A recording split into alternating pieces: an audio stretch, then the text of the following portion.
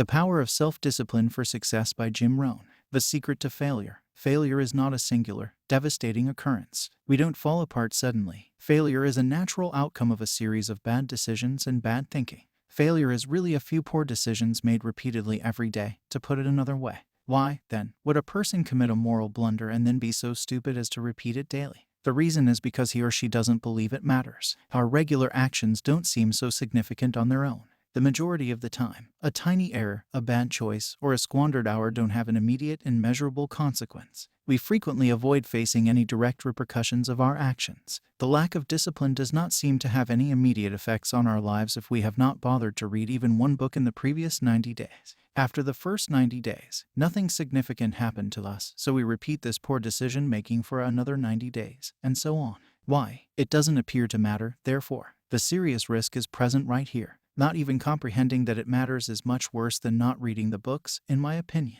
Consuming excessive amounts of the wrong foods might lead to health issues in the future, yet the pleasure of the now often outweighs this risk. Nothing seems to matter. People who overindulge in alcohol or tobacco continue to make bad decisions year after year after year because it doesn't seem to matter. But these mistakes in judgment have just postponed the agony and regret for a later date. Consequences are rarely immediate. Rather, they build up until the inevitable day of 25 reckoning eventually arrives and we are forced to pay for our bad decisions, decisions that seem to matter little. Failure's subtlety is its most hazardous quality. These minor mistakes don't seem to have an immediate impact. It appears that we are succeeding. In reality, these cumulative mistakes in judgment can happen even during times of high happiness and success. We merely float from day to day, repeating mistakes, having incorrect thoughts, listening to incorrect voices, and making incorrect decisions because nothing horrible occurs to us and because there are no immediate repercussions to focus our attention. Yesterday the sky did not collapse on us, thus the act was probably not harmful.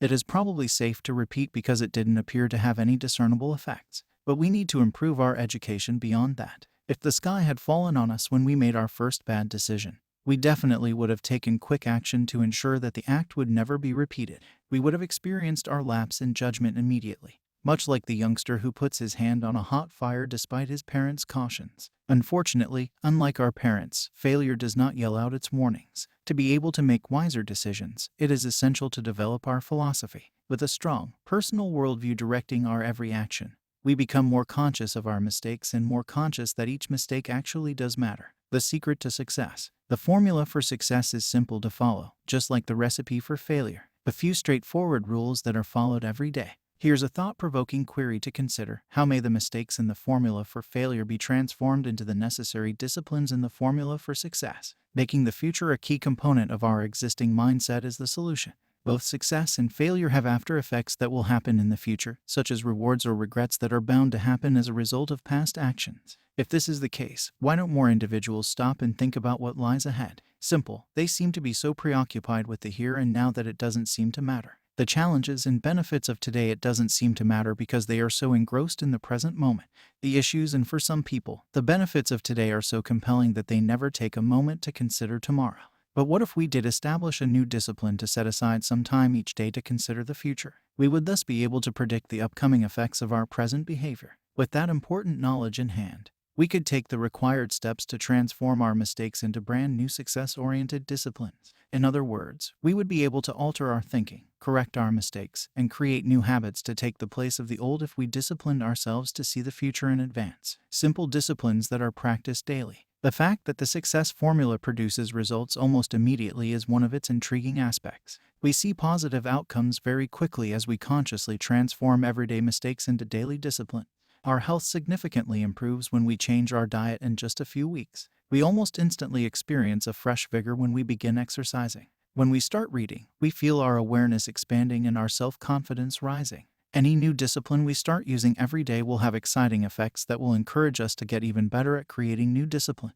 The underlying allure of new disciplines is their ability to alter our way of thinking. Today would be the first day of a new life leading to a better future if we were to begin reading the books, keeping a journal, attending the classes, listening more, and observing more. We would never again accept a life of existence once we had tasted the rewards of a life of substance if we were to start trying harder and in every manner make a conscious and persistent effort to turn subtle and deadly faults into constructive and gratifying practices. There are many who would have us believe that all it takes is a little motivation, that we do not need the disciplines to alter our life. But people don't improve their lives through inspiration. To transform a life, we must first alter the way we think. When a fool becomes motivated, he simply reverts to being a motivated fool. We must start with those few fundamentals that have an impact on our thinking in order to transform from who we are to who we want to be. By dedicating more time and effort to hone our individual philosophies, we can significantly alter the trajectory of our life. The exciting part is that we won't need to make many changes for the outcomes to fast change for us. Disciplines usually increase. All academic fields influence one another. Every new discipline has an impact on the ones we are now practicing as well as the ones we will soon adopt.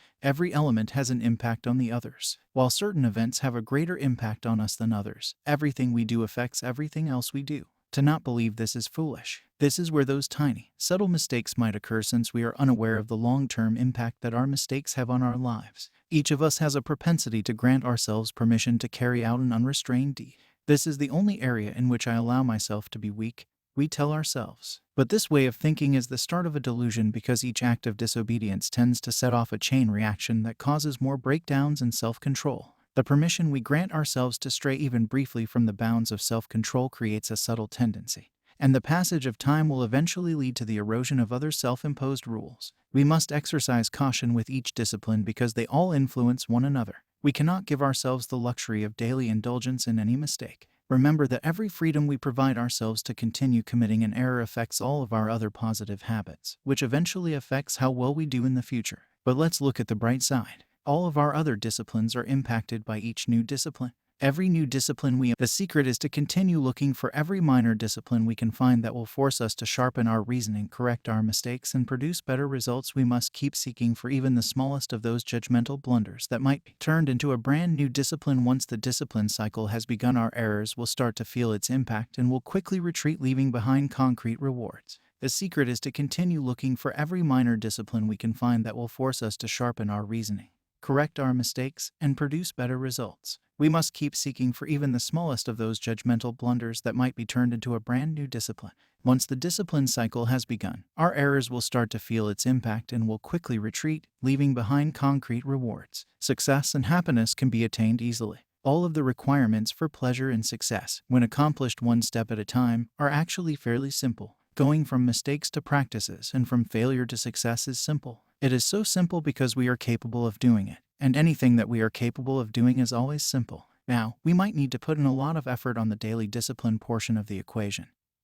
But using our abilities to embrace success and its benefits is really simple to achieve. But why don't more of us do it if it's so simple? Because while achieving success and pleasure requires only a few simple steps, it is simple not to do them as well. The risk of ignorance. Things that are simple to accomplish are also simple to avoid.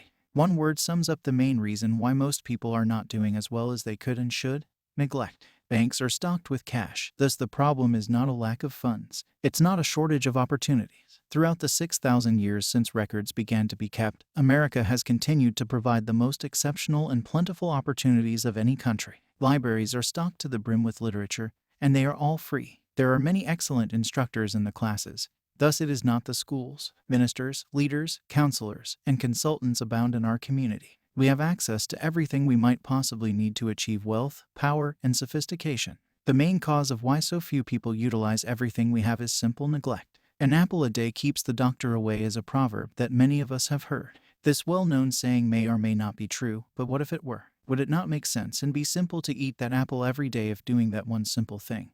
That one basic discipline might make us healthier, more alert, and more active throughout our lives. If the quote is accurate, why don't more people eat an apple every day to maintain their health? Why don't we practice this discipline if it is so simple and offers such a great reward? Because it's simple to do things and simple not to do them. Failure is a subtle thing. Neglect has a big part in failure. Because we don't do the little things that we ought to, we give ourselves justification to neglect the bigger things as well. With enough time, little oversights have a tendency of developing into large ones. An illness is similar to neglect. If left uncontrolled, it will infiltrate every aspect of our system of practices and eventually result in the total destruction of a life that may have been joyful and prosperous. When we don't do the things we know we should, we feel bad, and guilt erodes our confidence. Our degree of activity decreases as our self-confidence rises. And when we become less active, our outcomes ultimately suffer. And when our performance declines, our attitude starts to falter. Additionally, as our attitude slowly starts to turn negative, our level of confidence drops even further.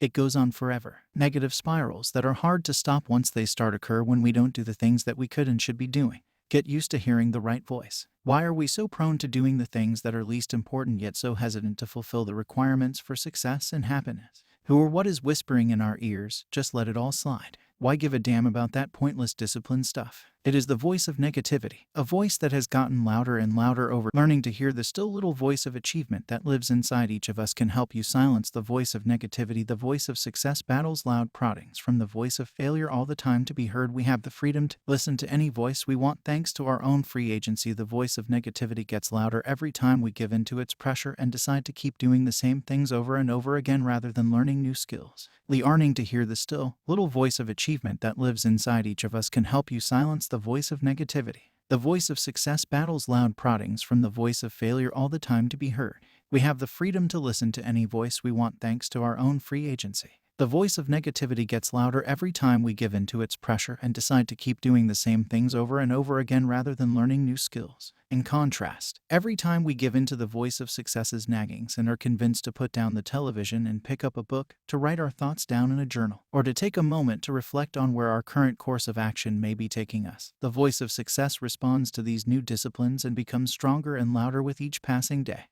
Another step ahead for each new discipline.